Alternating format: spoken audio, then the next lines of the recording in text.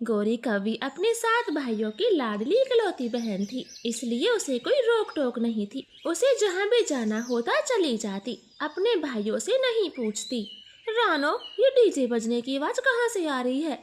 गौरी, मेरे घर के पीछे नया डांस बार खुला है, ये उसी की आवाज है। रानो, मुझे भी डांस करना है, चलो जल्दी से हम भी देखते हैं।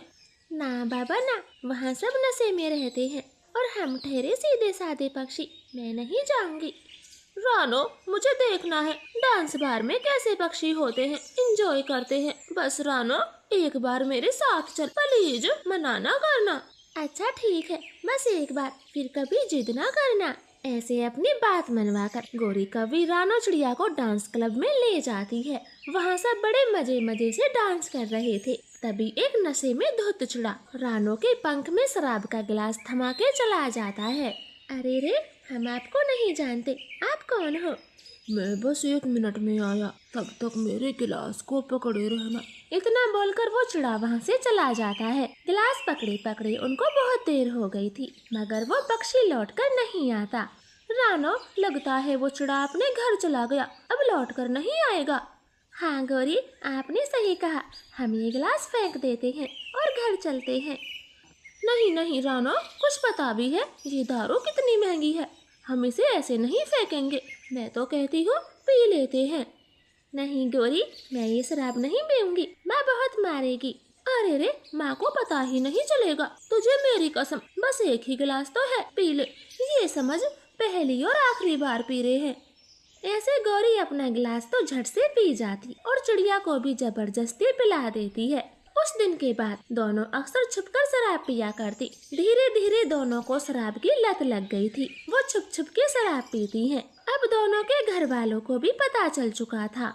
हाय, मैं क्या करूँ इस लड़की का, मन तो करता है इसका गला घोट कर मार दूं। बताओ, शराब पीती है। माँ, गला मत घोट, ये शराब पी, बहुत अच्छी चीज है, ले थोड़ी सी तो भी पी ले, तब पता चलेगा शराब पीना बुरी बात नहीं। तुझे तो मैं सुबह बताऊंगी, शराबी कहीं की। चल, मुझे घर से बाहर जाने दे। फिर मम्मा चिड़िया अपने पड़ोसी तोते के घर चली जाती है। तोते बेटा, तुम कुछ दिन पहले रानो का रिश्ता लेकर आए थे, मुझे वो रिश्ता मंजूर है, लेकिन आंटी जी, वो लड़का पक्षी बहुत गरीब है, तब तो आपने मुझसे मना कर दिया था, फिर आज क्या हुआ?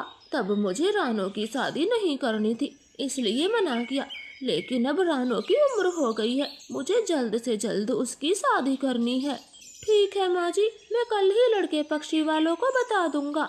ऐसे रानो की माँ रानो का रिश्ता एक गरीब चिड़े से कर देती है। शादी का मुहूर्त नजदीक आता जा रहा था। एक दिन वो दोनों सहेलियाँ नदी पर बैठी बातें कर रही थी। रानो सहेली, 1 हफ्ते बाद तेरी शादी है, फिर तू अपने ससुराल चली जाएगी।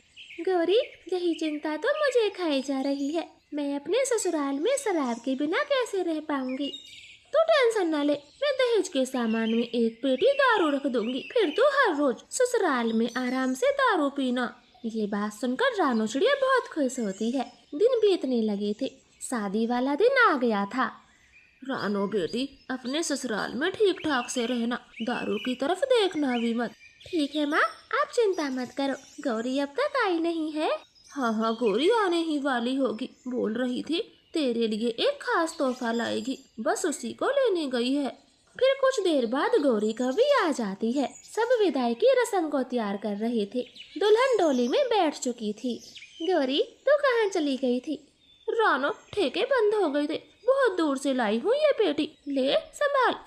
फिर रानो गौरी से दारू की पेटी ले लेती है और अपने ससुराल चली जाती। रानो जी, इस पेटी में क्या है? पति जी, इसमें मेरे कुछ गर्म कपड़े हैं, ये सर्दियों के काम आएंगे। फिर रानो संदूक अपने पास रख लेती है और सो जाती। सुबह हो जाती है। टुन्नू तो अभी तक सो रहा है, मैं दारू पी लेती हूँ, ये सही मौका है।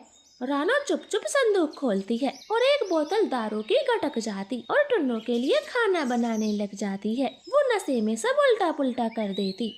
रानो जी, क्या आपको खाना बनाना नहीं आता? नहीं टुन्नू जी, मैं तो बहुत टेस्टी खाना बनाती हूँ, माँ ने सिखाया था। लेकिन ये खाना तो अजीब है, सब्जी मीठी है, लगता है नमक की जगह चीनी डाल दी। सॉरी